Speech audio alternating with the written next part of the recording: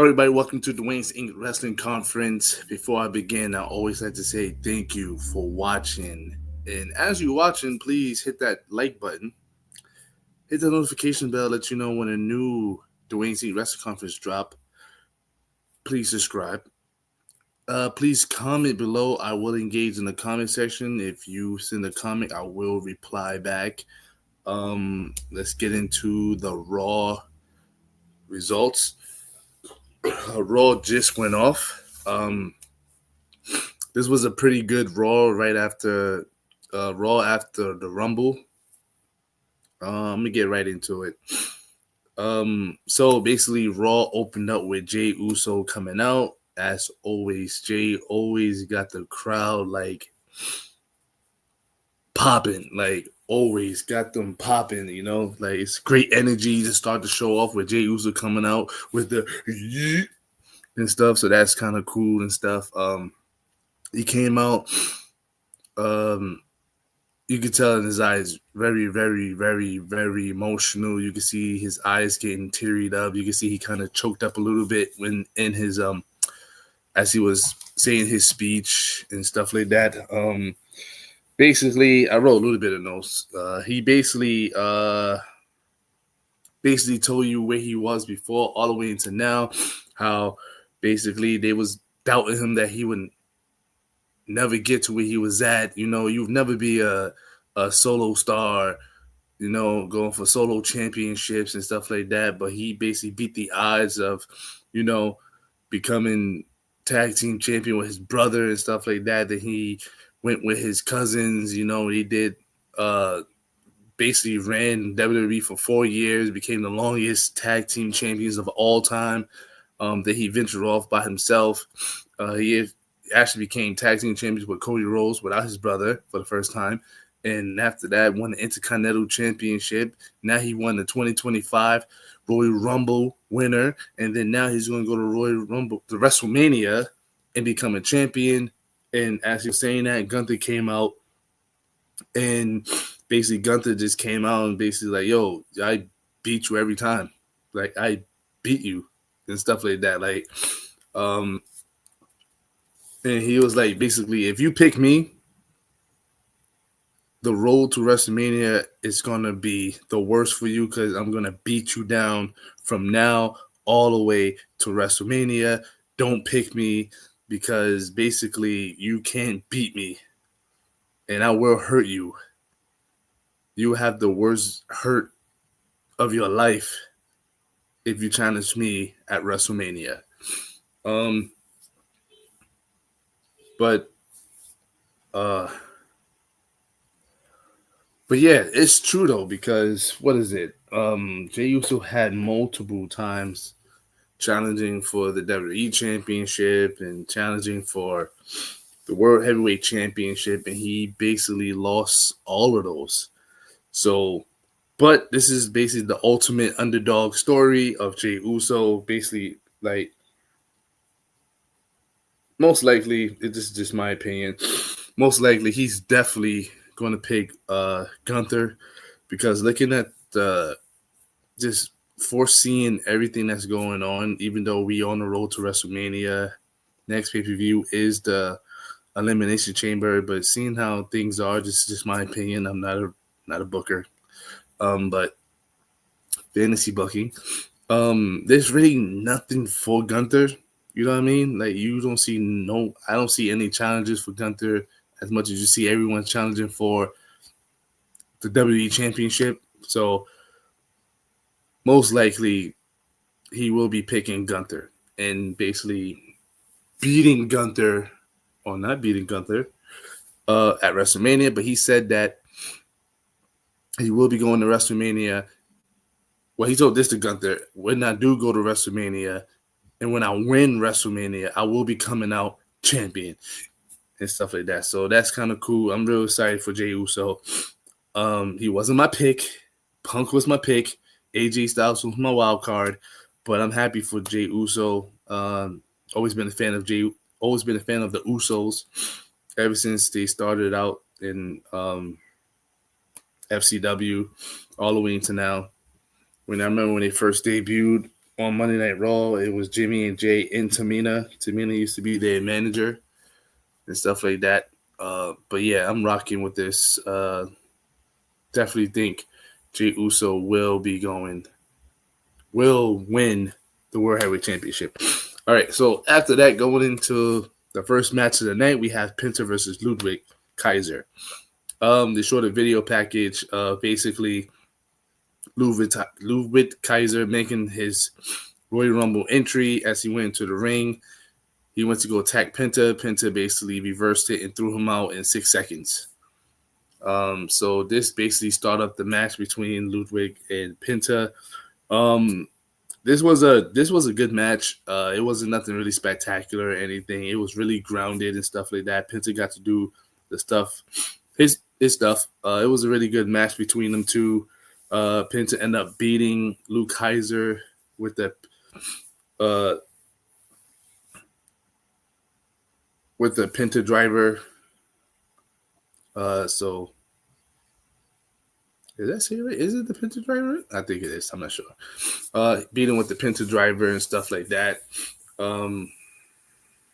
After the match, after he won, Ludwig basically attacked him. Was it? Now I'm bugging now. Did he attack him? Now I'm bugging. I should have wrote that down. But anyway, he got attacked after the match and stuff. First of all, Pete Dunne. Pete Dunne came out after the match and basically was like looking at Penta as he won, but then Ludwig Kaiser attacked him from behind and stuff. So I guess he's gonna probably continue that.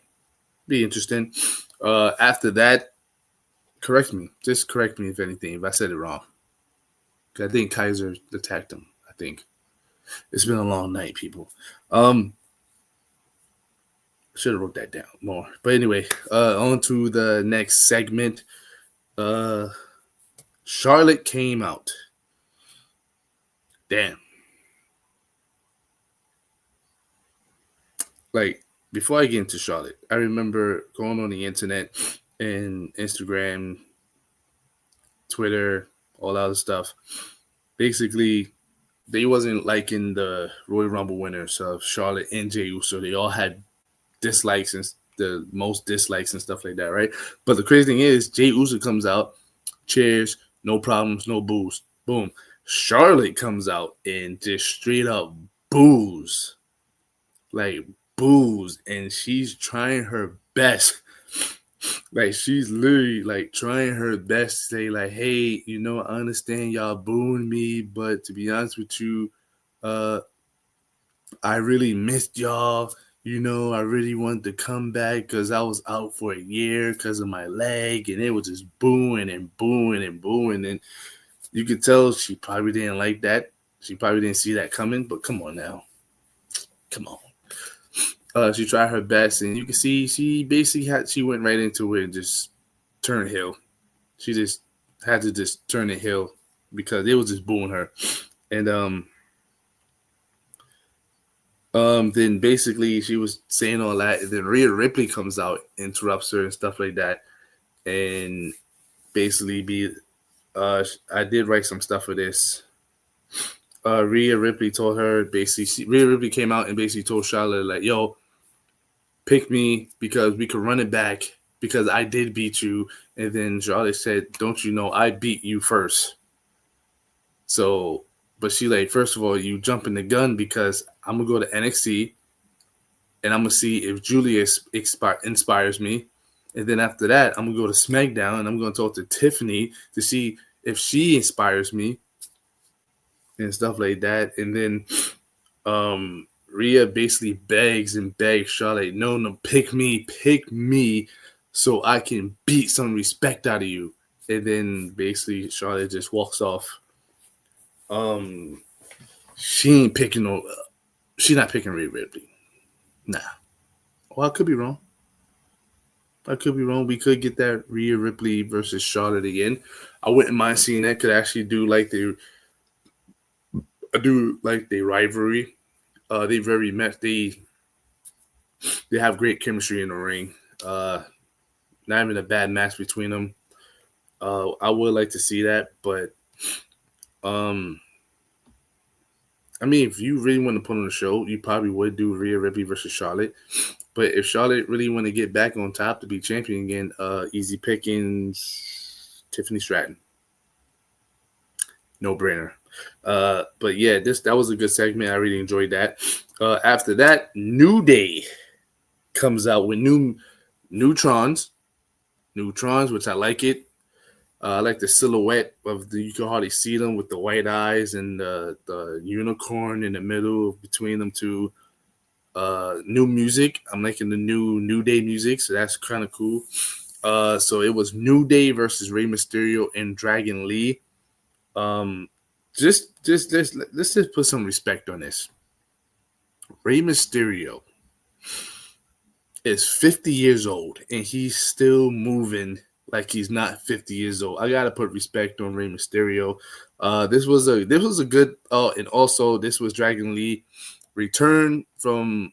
He basically took time off because he had a baby. His wife had a baby, so he took some time off to be with his newborn child. So this is him returning back, turning back to the ring. It was a really good match. A lot of high spots between with Dragon Lee and Rey Mysterio. Like I said, dude's 50 years old and still moving like that. That's respect. Logan Paul did come out in the middle of the match. He came out in the middle of the match, sat at the announce table and stuff like that. Rey Mysterio saw Logan Paul because next week it will be Logan Paul qualifying for Logan Paul versus Rey Mysterio, qualifying for the Elimination Chamber. Rey Mysterio did see Logan Paul at ringside, went straight to his face, basically pushed him on the floor. Rey Mysterio tried to go back into the ring. Logan Paul grabbed him, threw him out the ring, just to throw him back in the ring. As Rey Mysterio got up, Kofi Kingston hit him with the Trouble in Paradise. 1, 2, 3. The New Day have beaten Rey Mysterio and Dragon Lee. Next week is going to be really good. Seeing Logan Paul versus Rey Mysterio. I definitely see Logan Paul beat Rey Mysterio. After that, here's the third match, qualifying match. Io Sky versus Liv Morgan. This was a good match. Like Io Sky is great. She's just a beast in the ring. I really like her wrestling style. Really enjoy watching her wrestle. Liv Morgan too got so much better. I've been watching Liv Morgan all the way when she was in NXT, helping she debuted on NXT as a fan of Prince Pretty. She was a fan of Prince Pretty. She used to come out and like run to the ring and stuff like that, or run towards him and stuff like that. So I've been watching Liv Morgan for years. This was a really good match. I really thought Io was actually going to win this match, but Raquel came out and basically tried to attack Io Sky. Then Mommy Rhea Ripley came out and basically came for the retaliation because she. So at the almost mid beginning of the show, Io Sky basically saw Rhea Ripley and basically said, "Hey, maybe I can see you at WrestleMania." And as Io Sky was walking, she got attacked by Liv Morgan. Rhea Ripley came to go save Io Sky, and then Raquel basically pushed Rhea Ripley. Fast forward to now, Raquel was attacking Io Sky. Rhea Ripley came out to help. She attacked Raquel. Liv Morgan went to go attack Rhea Ripley. Rhea Ripley hits Liv Morgan. The referee saw that, rung the bell for DQ. Liv Morgan have won the match by DQ. So that sucks. After the match, Io Sky was very, very, very upset. She even yelled at Rhea Ripley and stuff like that. So maybe you might see future Rhea Ripley versus Io Sky. I don't even think they touched before. I'm not sure if they wrestled. I'm not sure. But like I said, this was a really good match. It was a really good match. I really enjoying it. The finish, not so much, but it is what it is. Liv Morgan is Liv Morgan, so she got Raquel in her corner, which is Raquel Diesel in her corner. So that's kind of cool. She is in the Elimination Chamber in Toronto. So backstage, they teased the World Raiders versus the Creed Brothers. So it seemed like Chad Gable will be taking some time off to learn dark art style for Lucha Libre. So he's going to be taking some time off, I guess. And he said in the meantime, as he's taking time off, he wants Ivy Now to be Intercontinental Champion, Women's Intercontinental Champion, and he wants the Creed Brothers to have the Tag Team Champions. I would love to see the Creed Brothers versus War Raiders. That's going to be fun. Ivy Now versus Laura Valkyria. I think I'm butchering her name wrong. That would be kind of fun to watch and stuff. Here's the thing, though. Throughout the show, no Alexa Bliss, no Jordynne Grace. Or maybe they might be going to SmackDown. I don't know. But that was kind of interesting, though, that they didn't show none of them. But after that, another backstage. AJ Styles is now have been moved to Raw. That's kind of fun. Can't wait to see what happens with that. After that, Seth Rollins comes out and basically he talks about the Royal Rumble. He talks about how Punk didn't win the Royal Rumble, and he's happy the fact that Punk didn't win the Royal Rumble and he would not be main event in WrestleMania.